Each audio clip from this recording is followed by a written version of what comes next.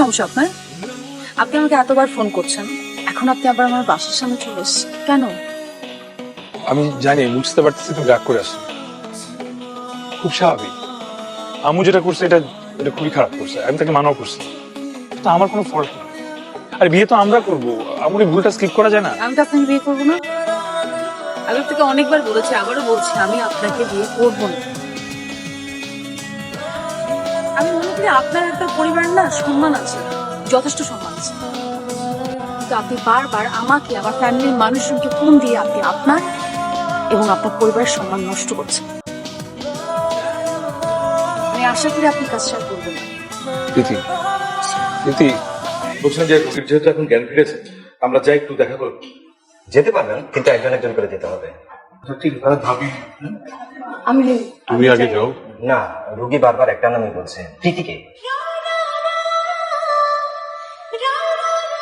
ও প্রীতি, আপনি? হ্যাঁ আমি একটু ওনাকে নিয়ে যাবো। ঠিক আছে, ঠিক আছে, ঠিক আছে, যাও। তুমি আমার ছেলেকে বলে দিও, আমার ছেলে যেটা সিদ্ধান্ত যদি সেটাই আমার সিদ্ধান্ত। প্লিজ মা, তুমি আমার ছেলেকে বলে দিও প্লিজ। আমরা অপেক্ষায় আছি। আমি তো এখন বুঝছি না যে তোমার আমার হইতে হবে, আমার বিয়ে করতে হবে। শুধু এতটুকু জানছি যে আমার দোষটা কোথায়। দোষটা আমার আমার আমার ভাগ্যের যে আমি আমি আপনাকে আমার ভাগ্যে পাই।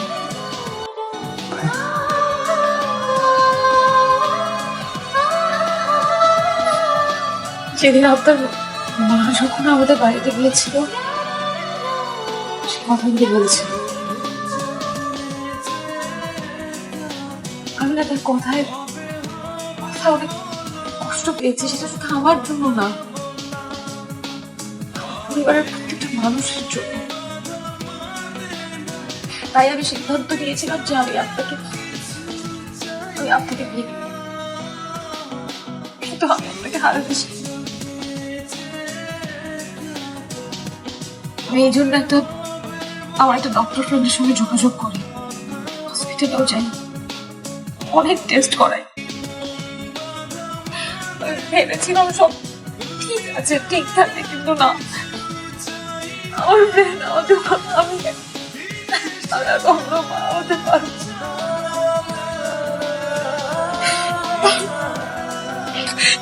এটা এটা জানার পর আমি চাইনি যে আমার জীবনটা আপনার হাতে চলে যাক।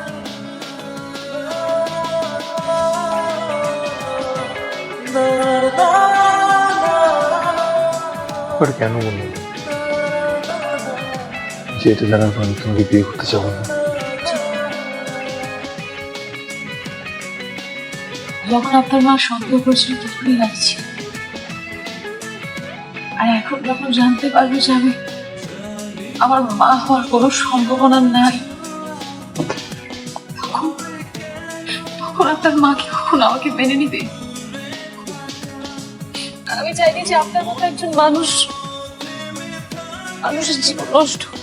আসলে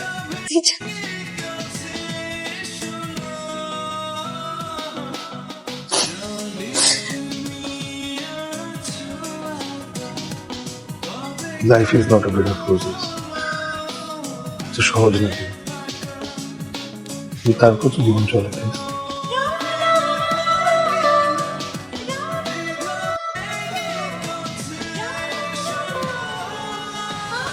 তারাও তো নিঃসন্তান, তার মানে কি তারা চিরকালের জন্য অসুখী? আমি তো দেখেছি তাদের কি কোনো হ্যাপিনেস নেই, শুধুমাত্র সন্তানের জন্য? আর কে বলেছে তুমি মা হতে পারবে না?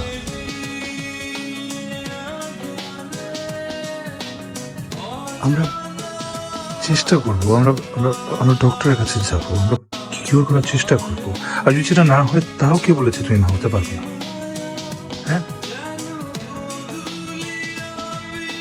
আমরা সন্তান দত্তক নিব, শুধু কি নিজের নিজের সন্তান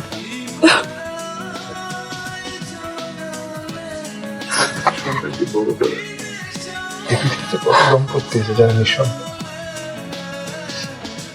আর এই পৃথিবীতে কতগুলো শিশু আছে যারা এতিম ঘুমায় একটা বাবা মার আশায় আছে। আমরা তো সেই বাবা মাটা হতে পারি।